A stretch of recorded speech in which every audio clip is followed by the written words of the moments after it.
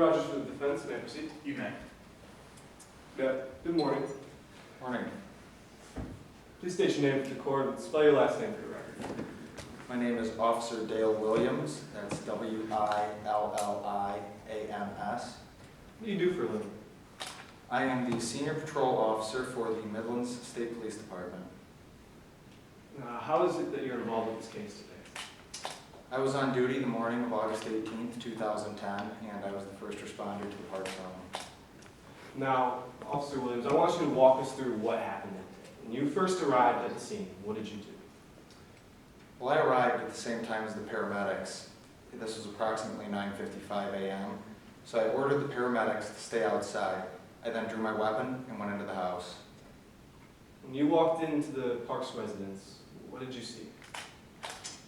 At this time, I walked into the Parks home and found myself in the living room. This is where I came across the two children. The one, who I later ascertained was Sydney, was laying on the ground with a gunshot wound to the head. The other child, Jessie Duran, was sitting in a chair with a blank look on her face. Officer, you said Sydney had a gunshot wound to the head. Did you see a gun? Indeed, I did. There was a 9mm revolver lying on the ground. After seeing this gun, how did you proceed with your investigation? At this point, I asked Jessie Duran if there was anybody else in the home. Jessie did not respond, so I told Jessie to stay where she was. I then proceeded to check the rest of the house. Upon finding it empty, I waved in the paramedics, and they tried to resuscitate Sydney Park. Unfortunately, they were not successful. After clearing the house, where was Jessie? At this point, I found it prudent to remove Jessie from the living room, so I placed her under the care of two officers at the dining room table. I gave these officers very explicit instructions not to ask Jessie any questions regarding the case, as Jessie's parents had not yet arrived. When did the parents arrive? Mrs. Park arrived at approximately 10 a.m. About a half an hour later, Mrs. Duran arrived. Now, Officer Williams, did you get a chance to talk with any of these parents? I did not get a chance to talk with Ms. Duran because she wished to stay with her child while forensic evidence was collected. I did, however, get a chance to speak with Ms. Park back at the station. What did you talk to Ms. Park about? I asked her questions regarding the gun and its storage. I was trying to ascertain how two children were able to get their hands on a firearm. And what did you ask her? Excuse me. What did you ask her? Well, I first asked her about the gun. She confirmed that it did indeed belong to the Parks. And I then asked her about the safe. She referred to me that it was a combination safe. So my next question, of course, was about the combination.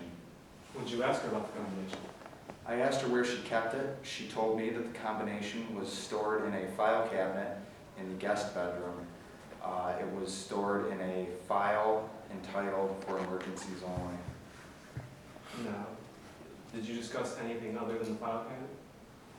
Well, I was still puzzled as to how the children were able to get the combination, how they knew to use it. So I asked her about that. And what did you ask?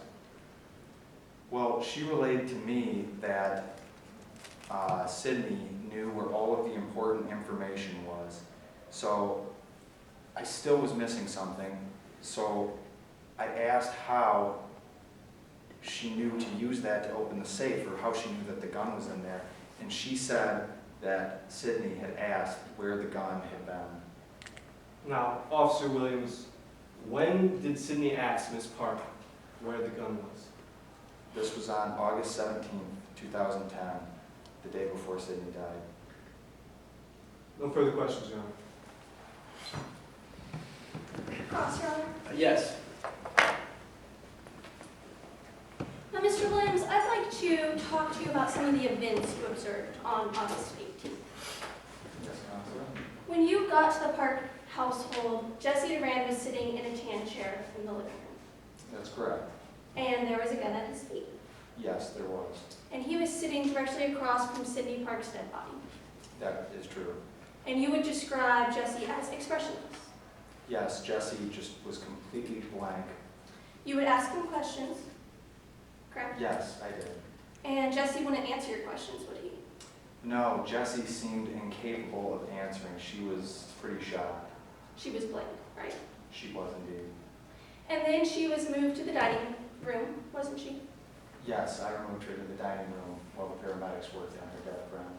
And you left her with 2 officers. I did. And you left, correct? Yes, at that point, Mrs. Park had arrived. And then you came back to see that Jessie had a pen and a piece of paper. Yes, And Jessie was writing, wasn't she? yes, she was.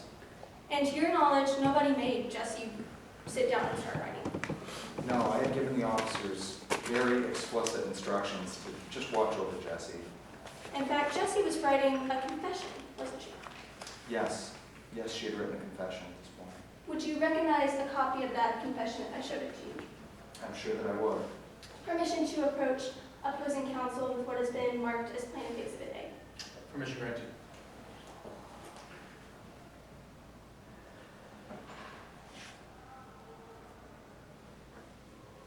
Permission to approach the witness with the same document. Permission granted. Thank you. Now, have there been any changes made to this document? No, Is this a fair and accurate copy of Jessie's confession? yes, it is. At this time, the plaintiff wishes to offer Plaintiff Exhibit A in evidence. Any objections? No objection, Your Honor. It will be entered. Now, let's talk about this document. Actually, first, Your Honor, may I publish a copy of this to the jury? You may.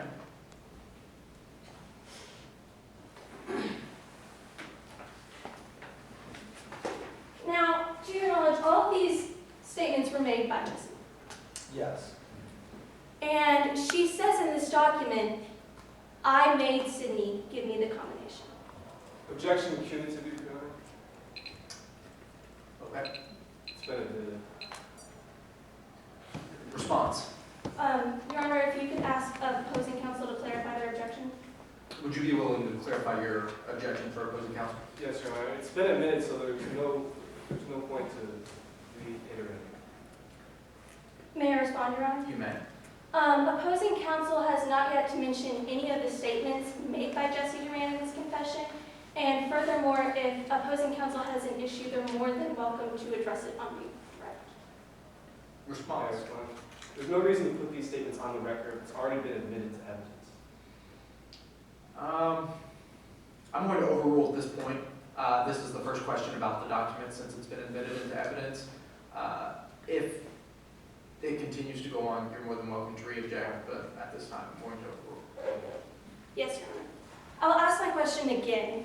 This document states that Jessie says, I made Sydney give me the combination. yes, it does. It then goes on to say, Sydney didn't want to give me the combination. That is correct. And he closes off his confession by saying, I was holding the gun when it went off. I was playing with it.